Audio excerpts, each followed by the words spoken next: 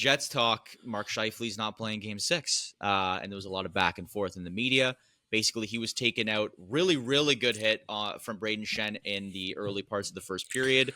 He did not return, but he played another 6 minutes or so, was then subsequently hit by Radek Faksa, and he did not return after that. The rest of the game, Scheifele did. And there was debate whether the Braden Shen hit or the Faksa hit was actually the one that took Mark Scheifele out, mainly by Blues coach Jim Montgomery, where Scott Arniel came back and just gave him one of the quotes of the playoffs. I didn't know Montgomery had a medical degree, so he knew what was going on. And Scheifele's out for Game 6. There was a lot of discourse in the media about revenge for the Jake Evans hit that happened 4 or 5 years ago, which I thought was kind of a crazy random poll. That's not even a comparison. It's not a comparison at all, but it was a weird thing to bring up, but that was circulating. I don't even know a question really, but I don't even have a question. It's just more this is insane. What a series to this have. This league, man, league. It's insane.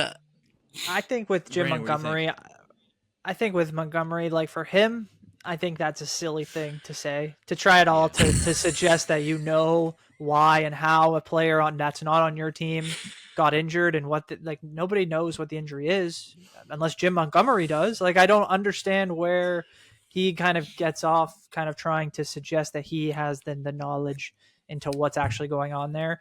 It reminded me so much of just the misinformation that we're always talking about, and that people just say whatever they want. And it feels like you can get away with that in today's age. Right. So for him to just try to, I guess, throw shade and deflect from, I didn't even think the Shen hit was that bad. I don't know why he feels the need to even come out and try to suggest that Scheifele, was. You didn't think the Shen hit was bad? No, I mean, what part of it did you think? I know there was a couple components where people thought he left the ice or he was got him high. Yeah, I didn't think he hit him high, but I thought he left the ice pretty early. I don't know. We've seen a ton of plays where the momentum kind of takes you in that way, and that's a lot of that is just bracing and impact and instinct. I don't think there was any intent to get up there and jump at the guy and try to get him high.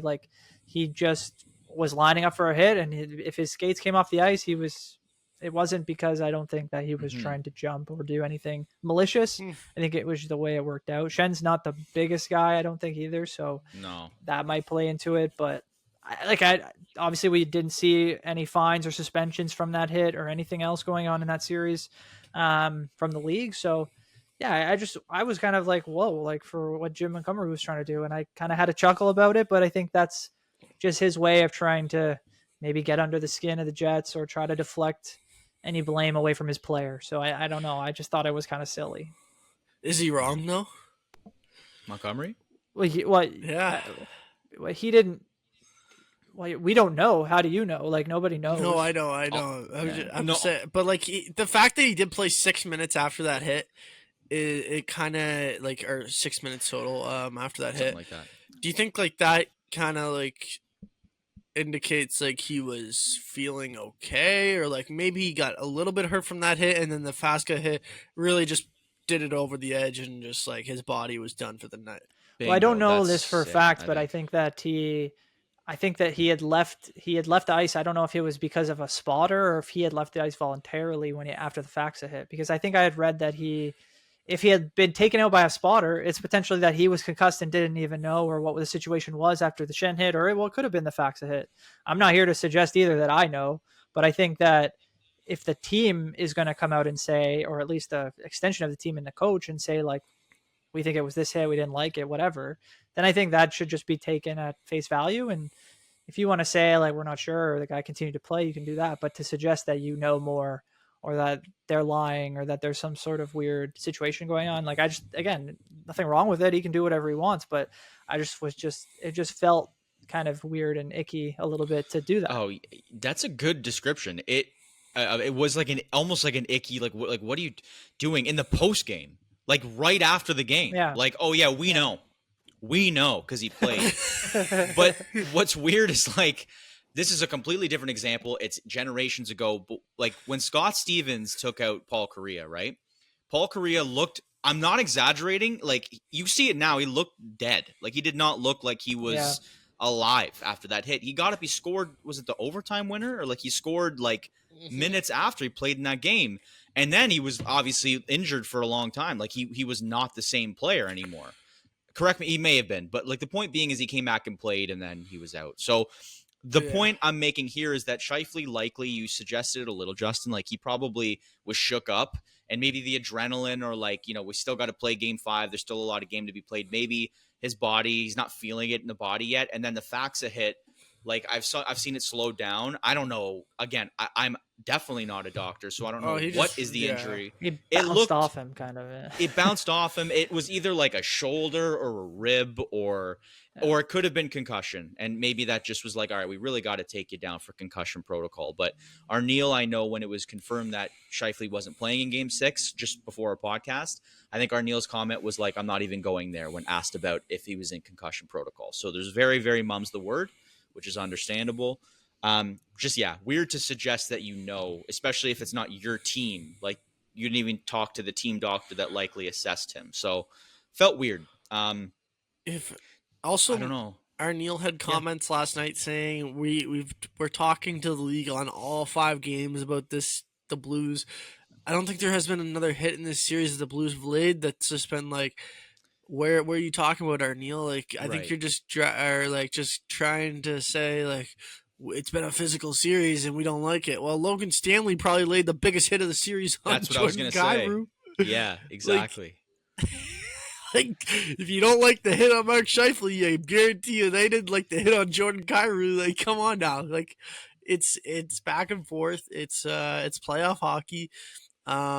He can complain all he wants, but at the end of the day, like, that's not, both hits aren't terrible. I think that Schen's is worse than what Stanley's is. But it's just playoff hockey. It's physical. It's the way it's supposed to be, and it has been the most physical series, I will say. It's up there. I'm actually asking this question because I don't remember when White Cloud hit Nyes earlier this year. Did White Cloud get suspended? I don't remember if he ended up getting like a game or two. He did not. I don't think so. He did. Right, not. I don't think. And he, from my He knowledge, got 2 minutes. Right, he got 2 minutes. It looked like he left his feet too, and he, you know, and it was just like one of those hits. It was similar. Now the only difference is that I think people were saying Schen's was a little late. I don't really know if it was late enough to make that conversation topic, but I think it's similar. Like the leaving of the feet is just the momentum of the hit. I don't know if it's like left the feet early. I compare the two in a sense, and White Cloud didn't really get any supplementary discipline. So in both those cases, I think in the Schenn and the White Cloud, I think is a good example, not because it was like coming through the neutral zone or anything like that. It was more like it felt that Schenn was still, his momentum was taking him through the hit, not really going like up and trying to kind of get to a spot. Like he was more like White Cloud. He was moving to the boards and just went right through Nyes, who was hunched over. And I think that's why it looked like such a bad hit. But the Scheifele one, he's straight up. He's, you know, Schen's just coming at him near the boards. And I think it's potentially, there's always going to be a little bit of a bad look sometimes in hockey, just because that's the nature of the way it goes. But I think that has been the most physical series, Justin. You're definitely right about that. And I'm sure there was just a bit of sympathy farming there from Arniel as he continues to try to maneuver his first playoff series as a head coach. So exactly, yeah, that is taken into consideration, right? It's like it's he's new at this role, so give him some slack for some of the comments. I love the feud though, or the shots. Just like, I didn't know Monty got a medical degree. That's amazing. It's been the best playoffs for like coaching conversations, like the coaching back and forth. Like I haven't seen this many coach comments, I think, in the first round that I have like this year. So I think it's incredible.